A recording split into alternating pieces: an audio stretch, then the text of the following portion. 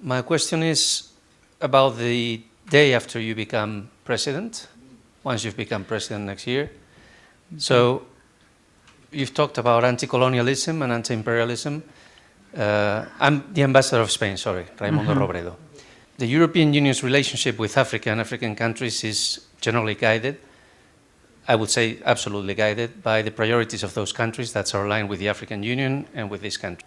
Other thing is cooperation in peace and security, for instance, in Cabo Delgado, which I think I've heard that you've also critical of that, is done at the request of these countries. So my question is, what would you do differently, and what would be your relationship with the European Union once you become president? What would you change? What would you think we should do differently? And what would you put on the table also as a value proposition for the European Union? Because as you said, we all defend our own national interests. That is something that all diplomats do. So what would you propose to the European Union differently from the value proposition of Africa today, South Africa and Africa? And what would you request from us? How would South Africa's policy towards the EU be different? Also regarding trade, for instance, the preferential trade agreements, TDCA or AGOA with the US, would you change that? Thank you.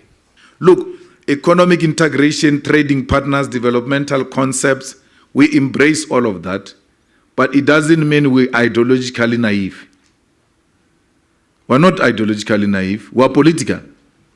And therefore, if we're to trade with the USA or to trade with the UK, we trade from a perspective of knowing that we don't share the same ideologies. When you approach them, you know these ones are brutal. I must not sleep on the job. They are not friends. We are not born alone, we are born with people. That's what friends are for. And to have friends that are aligned with you ideologically is nothing wrong. It's not an old-fashioned thing. It's actually apolitical to want to approach politics without ideological orientation. From which ground do you move from? What informs your perspective as a person who is a political animal? It's important always to have our sharing ideological perspective with China. It doesn't mean you can't get a foreign direct investment from Norway or from UK or from Germany. No. You always relate with all countries. Foreign direct investment is more than welcome, but on our terms. Not on Germany's terms. No. We have been giving Germany a lot of money here in South Africa for assembling cars. Not for building cars, for assembling cars. Why is Germany not building those cars here? And create jobs here? In South Africa, we have a problem of unemployment here. Germany will not have a problem. It needs leadership that is decisive, that is going to say, look, we're going to meet you halfway, but you have to meet us halfway. Assembling is not enough. Let's start it here and build it here. So, and Germany's investment under the EFF government is not threatened at all. The same as any other investment. But we are going to renegotiate the deals. And they must be to the interest of Africans. Botswana did it now, where De Beers just wanted to change a diamond deal, and all of Botswana said it's not going to happen. You are going to trade here and do diamond here on our terms. Botswana screamed, De Beers screamed, kicked, did all manner of things. If this thing is not signed by when we leave, they said you can go. But yeah, we are going to sign the deal on our terms. De Beers went back and signed. So that's leadership. Investors want to know what is your position on this matter, so that they can navigate around it and see if they can still make profit out of it. They are not interested in you or in anything. They are interested in politics. That's why they mine blood diamond. They know people are being killed there. This diamond comes from where people are being killed. They still take it. Why do they want to behave like holy cows and want to punish people for political ideas, yet they don't punish people who are killing each other for diamonds? They go there and still buy blood diamonds. So be clear, then they will come and invest. Even on the land question, we've got special development zones, economic zones here in South Africa, where multinational companies have invested a lot of money on the land they don't own. It's owned by the state. Special industrial zones, special economic zones in South Africa where multinational companies have put billions of rands. They don't own that land. So what is the obsession with the ownership of the land? Why do you say when people own, when you state own the land, the multinational companies want to invest because there is no guarantee? No, you give them the guarantee that from this period to this period, this is yours, these are the benefits, these are the incentives, this is what is going to happen. Please invest here. They will invest. They have done it now under this government. Why do you say when people don't own the land, there won't be investment? There is a huge development that happened right in front of us. You said, one of you said, was here for 9 years. I think he's a dean of diplomatic corps. There's a huge development here in Midrand where there is Mall of Africa. That land, that big development you see there, that land is owned by an Indian family. When you buy property there are no transfer costs. No one owns. They are on a lease of 100 years, those people. Yet they still buy there. Black, white, Indians, everyone buys in a place where they don't own the land. A land is owned by an individual family. There's a huge mall invested there in the land they don't own. People are not looking for those things of ownership of the land.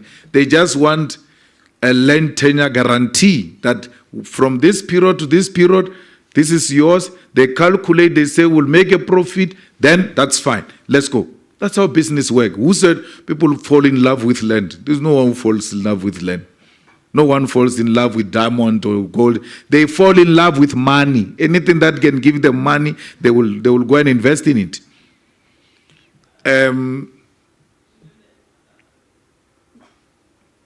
Socialism didn't work in Germany, and you are going to tell us how it failed. But go and also learn from China how socialism works, and it has succeeded in China. It doesn't mean if it has failed in Germany, it will fail everywhere else. We're not Germans, we're South Africans. In China, they've got socialism with Chinese characteristics.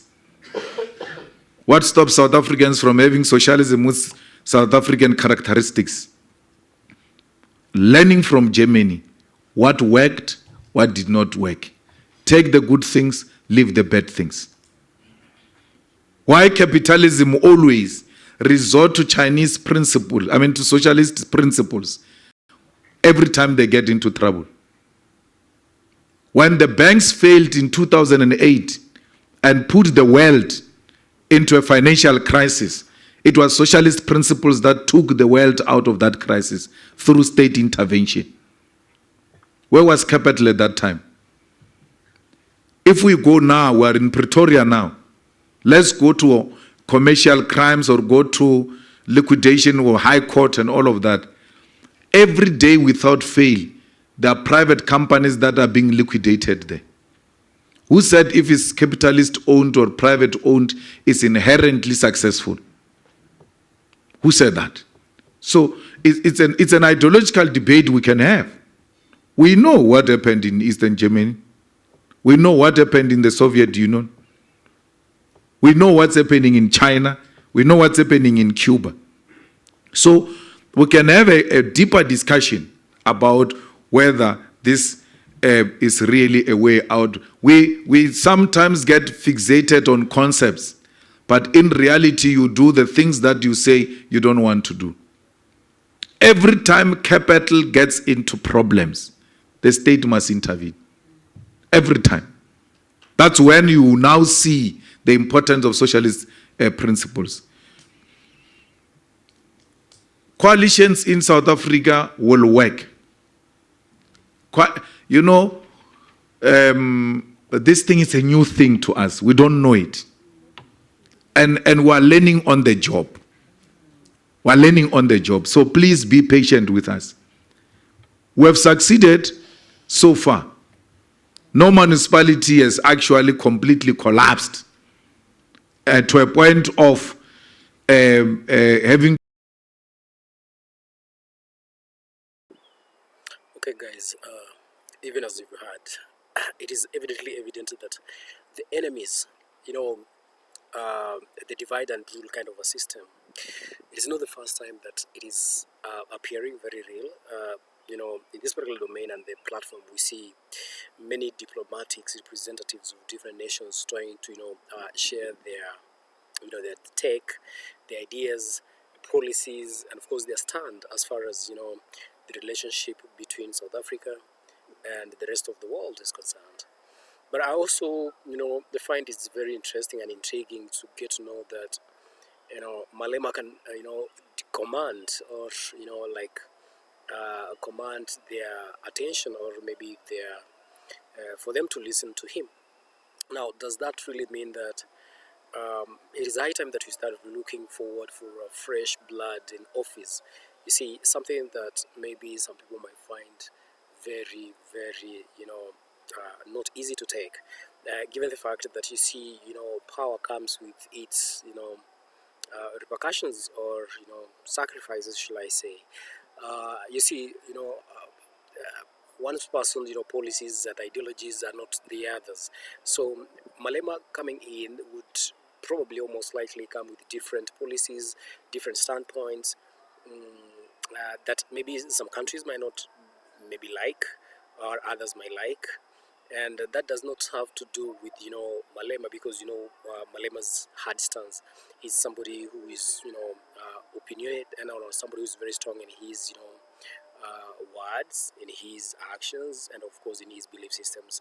Now, suppose let's say some countries' policies and ideologies do not coagulate or do not go in line with Malema's, then that means that this particular nation would be at loggerheads. Could be in that their interests would not be safeguarded, and that's the reason why you're seeing these different diplomatic representatives of different nations coming together to put things right, even at a very, very early times before the elections. But of course, guys, it is my humble opinion, and of course, do stand corrected. Do drop us your comments in the comment section. Let us exactly know what you think of this particular steps, as Malema is also heading forward to the office, hopefully.